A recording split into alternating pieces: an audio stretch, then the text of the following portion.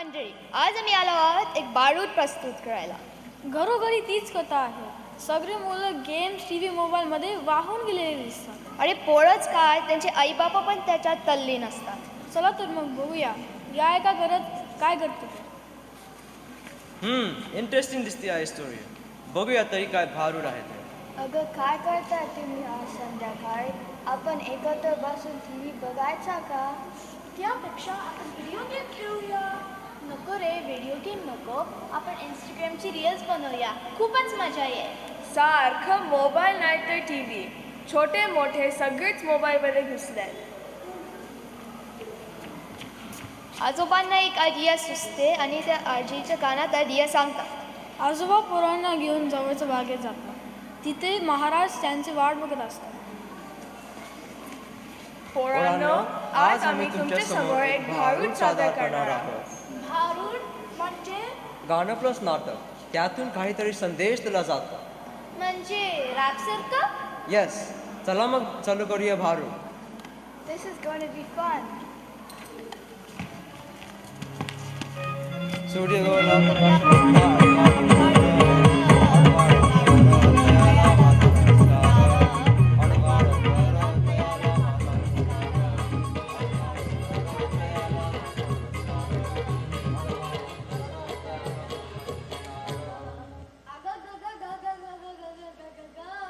महाराज काय झालं तरी काय?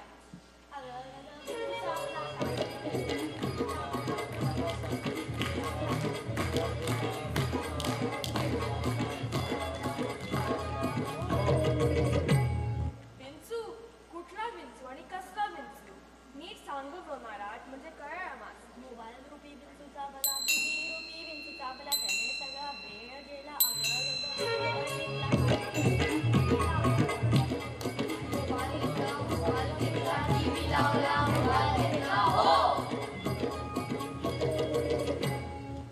अहो पण मोबाईल घेतला, टीव्ही लावला, त्यात एवढे झालं तरी काय?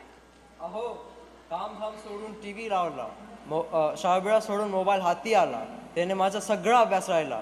अगं ग ग ग ग ग ग मोबाईल घेतला, काही TV लावला, कोणाला सांगू, मोबाईल घेतला, TV लावला. हो. स्क्रीनची सवय वाईट किती, स्क्रीन शिवाय हे मुले का चिडती, खेळायचे वाचायचे सगळे विसरून जाती.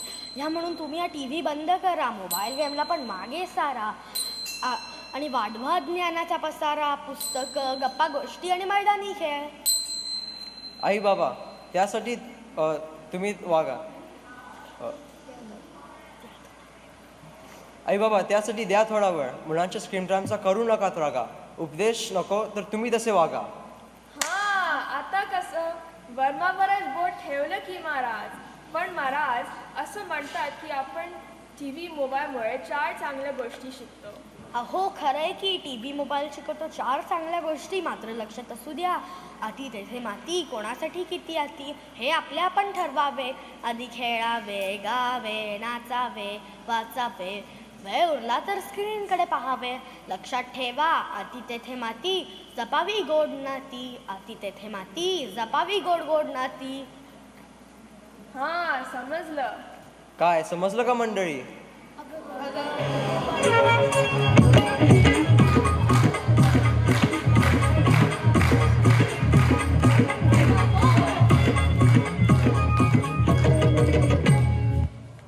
चला, इथली समस्या संपली दिसती आहे. मी पण जातो आता नारद मुनींच्या इन्स्टा रील्स बघायला.